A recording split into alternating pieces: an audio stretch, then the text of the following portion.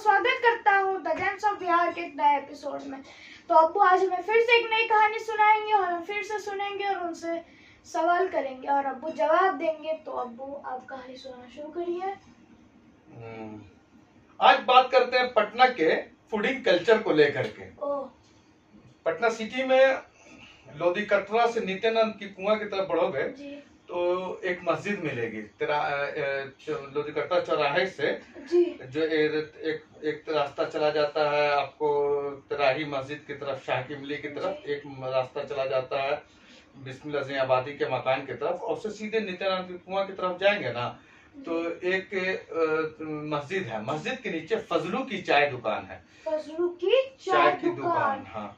Patna city के उस इलाके की सबसे पुरानी दुकान है आज के डेट में। तकरीबन समझते हैं 70-75 साल पुरानी वो दुकान है। तो उनको उनके बेटे चलाते होंगे, बेटा या पोता होंगे, कोई होंगे। बहरहाल तो जब हम 90 में वहां गए तो स्टूडेंट थे तो वहाँ बहुत हमको आज जो लड़के तो पटना सिटी में बहुत लोग चाय भी पीते हैं। नहीं, पटना सिटी में तो बात तो दुरुस्त है, मगर पटना सिटी की जो तहजीब है ना उस तहजीब के ताल्लुक से जो तुमको हम बता रहे हैं आज हम कि उस चाय की दुकान में उर्दू के तकरीबन अखबार वहाँ पहुँचते थे। जितने अखबार हैं हर अखबार वहाँ पहुँचते थे। तकरीबन संगम, कौमी तंजीम, उस जमाने में जितने अखबार आते थे, सदायाम, यहाँ तक कि सहरोजा दावत, वहाँ सब अखबार आते थे। और वहाँ हम जब शुरू में गए तो एक दिन फजर की नमाज पढ़ के नीचे उतरे तो लोगों को देखा कि लोग जो है कश्मीर मसले पर गुफ्तगू कर रहे हैं। वहाँ कश्मीर के मसले पर कि इंडिया गवर्नमेंट को क्या चाहिए, कैसे चाहिए। और एक सेक्शन भी हटाया गया था पाकिस्तान, मतलब एक इंडिया पाकिस्तान, मतलब एक सेक्शन हटा दिया गया था कश्मीर से। पता नहीं, याद नहीं आना उस सेक्शन का नाम। बहरहाल तो शिमला समझौता के ताल्लुक से तुम बात कर रहे होगे जी। हाँ, तो बहरहाल तो वहां देखा कि एकदम लोग जो है बात कर रहे हैं वो लेकर के कश्मीर के मसले को लेकर के, और बहुत ताज्जुब लगा। तो हमने कहा भाई कि एक चीज ये भी है कि सुनना मोटी किताब पढ़ने से अच्छा किसी की बात को, तजुर्बेकार लोगों की बात को सुना जाए। तो उनकी बात को हम सुनते थे। तो एक दिन हुआ कि हम 7-8 बजे गए वहां, लेट हो गया जाने में, फजर की नमाज के बाद वो लोग बैठते थे, वो लोग 7-8 बजे गए तो देखा कि लोग बात कर रहे हैं। तो वहां कई शिफ्ट चलती है। एक शिफ्ट है जो रिक्शा वाले की होती है, एक शिफ्ट अदीबों शायरों की होती थी। इस तरह की शिफ्ट वहां एक शिफ्ट आती थी स्टूडेंट का, सबका टाइम था, उस टाइम में वो लोग आते थे। मगर जैसे कि स्कूल में होता है फर्स्ट शिफ्ट, सेकंड शिफ्ट, हाँ, तो उस तरह का शिफ्ट चलता था वहां पे। माने हर लेवल के लोग उस चाय की दुकान में आके चाय पीते थे। और चीन के मसले पर, कश्मीर के अजानते कौन लोग बात करते थे? कौन? तो वो सबसे ताज्जुब की बात यह है कि जो बात करते थे वो रिक्शा वाले होते थे। अरे हाँ, रिक्शा। हमने तो देखा कि वो लोग अपना चाय वाय पिया, बिस्कुट, वहाँ पप्पा बिस्कुट चलता है, गोल वाला। कौन सा पप्पा बिस्कुट होता है? बिहार में सबसे फेमस है, बहुत टेस्टी भी लगता है खाने में। हाँ। तो वो गोल वाला पप्पा बिस्कुट और चाय लोग पीते थे। किसी के जाते ही नहीं, तोड़ के खाना पड़ता है। बिल्कुल दुरुस्त। तो वो लोग जो है वो उसको वो पढ़ते थे अखबार पढ़ के, वो रिक्शा वाले। हम तो कभी कभी आज सोचते हैं कि 90 के दहाई में जब वहाँ के जो रिक्शा वाले की जो तालीम थी, जो वहाँ का जो सोच था, वो आजकल के पढ़े लिखे लोगों में नहीं देखते हैं यार। कि वो जो बात करते थे ना वो। अब एक सवाल है, अभी मैं सवाल पूछता हूँ आपसे कि वो आपको कैसा लगता है जब वो रिक्शा वाले को आप देखते थे, और आपको कैसा लगता था, और आज के टाइम पे आपको कैसा लगता है? तो हम सोचते हैं कि मेयार लोगों का कितना गिर गया है। वो भी रिक्शा वाले थे, यूट्यूब पे जो न्यूज वाले दिखा रहे उसी पे भरोसा कर रहे हैं। हाँ, जो सच पर भरोसा। वो जमाने में लोग पढ़ते थे बेटा, पढ़ाई का बताते थे, बहुत असर होता। लोग पढ़ते थे और लोग समझते थे उसको, और देखते थे कि वो चीन के मसले पर, म्यांमार के इंडो पाकिस्तान रिलेशन पर वो रिक्शा वाले बड़ा मुदल्लिल आपस में बहस करते थे कि ये इलाका ऐसे है तो इसको ऐसे होना चाहिए, ऐसे। मैंने पूरा हिंदुस्तानी इंटेलेक्चुअल लोग ऐसी बात करते हैं। अच्छा, टीवी पर जो देखते हैं तो लगता है कि रिक्शा वाले से कम जानते हैं। यकीन मानो, कुछ टीवी वाले को जो देखते हैं हम आज के डेट में, तो हम सोचते हैं कि किसको एक्सपर्ट बना के लिए आता है। जो मिला गूगल से कॉपी किया, पेस्ट किया पेज पे, याद कर लिया उसको और यहाँ पे बोल दिया पब्लिक के सामने। बस यही है। नहीं, आज हम तो रिक्शा वाले को जो हम देखते हैं जी। वो रिक्शा वाला सोचते हैं कि, और आजकल जो ये जो टीवी चैनल है सब जो गोदी मीडिया कहलाता है। अरे हाँ, गोदी मीडिया जो सिर्फ बीजेपी के मुद्दों पे वीडियो बनाती है। वीडियो बनाती है। वीडियो क्या मतलब कि वो प्रोपेगेंडा जो करती है, हमको लगता है कि बीजेपी सपोर्टर। हाँ, तो वो जो है ना गवर्नमेंट सपोर्टर, हाँ, गवर्नमेंट सपोर्टर, वो जो है कम से कम जो उसमें एक्सपर्ट जो आते हैं ना, वो रिक्शे वाले सिटी के ज्यादा अच्छा बोलेंगे पाकिस्तान के मसले पर, चाइना के मसले पर, इंडो चाइना रिलेशन पर, इंडो नेपाल रिलेशन पर, इंडो श्रीलंका रिलेशन पर। जैसे कि आपने बताया कि अभी तो बहुत सारे तो कुछ ऐसे पत्रकार आपको पता है जो अभी भी पुराने तरीके से सच अभी भी दिखाता है, अभी तक सच दिखाता है, एकदम झूठ। देखो बेटा, लिखने की बात जो होता है, देखो फैक्ट जो होता है वो रिटन फैक्ट होता है, वोकल फैक्ट नहीं होता। देखो अब दो तरह का मीडिया हो गया बेटा। एक मीडिया ये है जो गूगल वाली हो नहीं, गूगल वाली भी नहीं कहो उसको, एक हो गया प्रो मीडिया, प्रो गवर्नमेंट, और एक हो गया अगेंस्ट गवर्नमेंट। तो गोदी मीडिया देखो गवर्नमेंट हो गई। जो वो चैनल जो बना हुआ है ना, लोग जो है ना मीडिया वाले जो यूट्यूबर सब जो है, वो जान चुके हैं कि एक तबका जो है वो सरकार के पक्ष वाला है और एक तबका जो है सरकार विरोधी है, तो उसी में से एक को चुन लिया। वो तबका ज्यादातर यूट्यूबर तो वही तबका लेते जो सरकार के पक्ष में, विपक्ष में लेंगे नहीं। यूट्यूबर तो बहुत सारे लेते हैं जैसे वीडियो वायरल करते अपने वीडियो। तो मसला ये है ना कि अब जो चैनल भी जो मीडिया का फैक्ट है, जी को जानते जिन्होंने भी एनडीटीवी लीव कर दिया था, रवीश कुमार, हाँ, किसी वजह से आप बता सकते हो वो उसको चैनल को अडानी ने खरीद लिया, उनका इल्जाम है।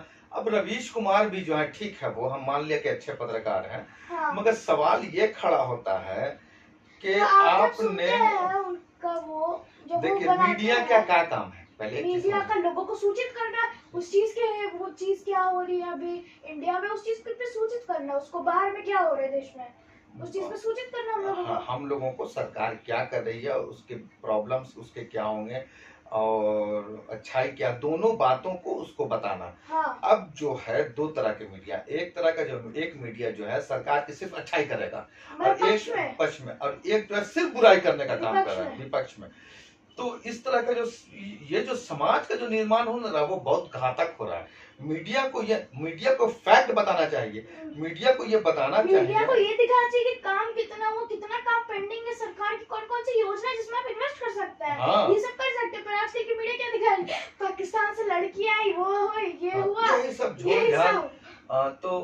तो मैं बता सीमा हैदर और कौन सा सचिन का केस है, बस उसी पे पूरा महीना निकाल दिया एक चीज को खींचते हुए। तो ये बहुत बड़ा प्रॉब्लम्स हो रहा है। अब उसको अभी तो एक जगह कुछ गर्ल्स का मामला हुआ था, मतलब अभी तो एक जगह एक टीचर ने बच्चे को पिटवाया, वो नहीं दिखाएंगे, वो भी दिखाएंगे सिर्फ टीआरपी के कारण, ये नहीं दिखाएंगे कि टीचर को रिजाइन दिलवाना चाहिए, ये करना चाहिए, हमें यह रिक्वेस्ट है उनसे कि टीचर को ऐसा नहीं करना चाहिए, बहुत सारे टीचर को एक बार सर्वे करना चाहिए स्कूल में, ये सब दिखाना चाहिए। और ये दिखाते क्या है, मारा बस मारा, अब इस पर पूरी बहस कर लेंगे वो लोग, बात खत्म हो जाएगी। हाँ, तो इस तरह की चीज। हाँ, हम लोग बात करते बेटा मीडिया पर, हम लोग आगे फजलू की चाय दुकान पर हम लोग बात कर रहे थे। तो फजलू साहब के हम देखा है ज़ईफ आदमी, तो बच्चे बैठ रहे होंगे उनके, तो इंतकाल भी कर गए।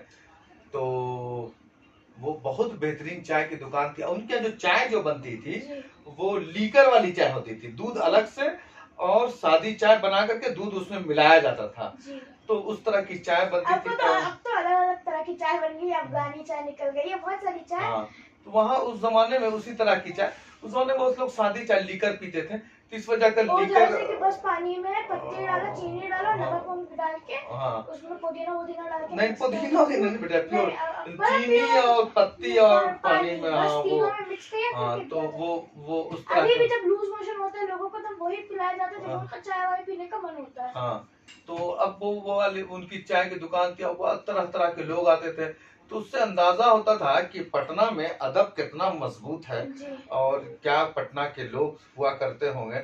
अब होता है कि जो भी बड़ा शहर होता है ना, जो भी कैपिटल होता है ना, माइग्रेशन बहुत होता है उस जगह पे, जी तो बाहर के लोग आते हैं तो वहाँ के कल्चर को बहुत इफेक्ट करते हैं। जी तो आपका पता नहीं उस जमाने के रिक्शा वाले को सोचते हैं हमें, तो जो वहाँ पर चाय की दुकान पे बैठते थे, प्रॉपर अखबार पढ़ते थे, एडिटोरियल पढ़ते थे अखबार का वो लोग। अब तो बस इंटेलेक्चुअली लोग अपने घर पे वो मंगाते हैं। हाँ, वो रिक्शा वाले पढ़ते थे बेटा, रिक्शा वाले पढ़ते थे। अब तो मज़ामीन पढ़ते अब थे। तो नॉर्मल पीपल भी ना बस चाय की दुकान पे भी जाते हैं ना, चाय पिया, पैसा पे किया, खत्म बात, हाँ, चले गए। तो और अब ये उसका अपडेटेड वर्जन आ गया कैफेटेरिया, वहाँ भी अखबार वगैरह आते हैं, मगर वो वाला बस वो इंग्लिश और अखबार जैसे कि टाइम्स ऑफ इंडिया, हाँ, बहुत सारे अखबार, हिंदुस्तान टाइम्स, हाँ, इंडियन एक्सप्रेस है, इस तरह के द हिंदू वगैरह वहाँ, जैसे कि चाय सुट्टा बार हो गया, एमबीए चाय वाला हो गया, बहुत सारी जगह हो गई। हाँ, तो मगर वो कल्चर जो है, जी वो कल्चर जो पटना सिटी में था, वो कल्चर हम ये अभी तक नहीं दिल्ली देखे। में कहीं पे भी हम लोग नहीं मैंने देख कहीं सकते। भी उस तरह का नहीं देखा, और उस मुंबई तरह में के बड़े-बड़े चाय, शहरों में आज तक नहीं उस तरह की देखा। चाय की दुकान भी नहीं देखी कि हम बिहार तो खुद ही में खूबसूरत देश है। हाँ, खूबसूरत राज्य है, हुकूमत मतलब कि बिहार का अब जो कल्चर। लोग समझते हैं अच्छा नहीं है, वो उनकी मानसिकता है, और जो लोग समझते हैं वो उनकी मानसिकता। बिल्कुल। अगर आप विजिट करिएगा तब आप देखिएगा कितनी हरियाली है। जब आपको वो, अब तो पॉल्यूशन ही है हर जगह, वहाँ पे देखिए पॉल्यूशन फ्री एकदम बिहार। बिल्कुल। तो आज हम लोग यहीं पर खत्म करते हैं। तो आपको फजलू की चाय की दुकान कैसी लगी आप भी बताइएगा कि अगर आप वहां जाके चाय पिया तो पटना के सिटी के रहने वाले, अगर नहीं पिया तो आप एक बार जरूर जाइए वहां जाके चाय पीजिए अगर और हमसे हो बताइए। सके तो हम लोग नंबर दे देंगे डिस्क्रिप्शन नहीं, हम लोग के पास नंबर नहीं है बेटा, कहाँ से नंबर देंगे हम लोग। नंबर अगर हमें कुछ कहीं से मिल गया तो हम प्रोवाइड करा हाँ, देंगे। आप लोग अगर वहां जाते हैं तो आप वहां की तस्वीर इसमें जरूर डालिएगा, ताकि मुझे भी लगे कि अब पटना सिटी में फजलू की चाय की दुकान कैसी है। मगर हमारे रिपोर्टर, हमारे जो खबर लिया पटना के दोस्तों से, तो उन्होंने बोला कि अभी फजलू की चाय की दुकान मौजूद है और अपने अब वही शानोबान के साथ चल रही है। वो इंतकाल कर गए हैं, उनका जो बच्चा जो था वो भी नहीं रहे, उनकी फैमिली अब उस दुकान को चला रही है।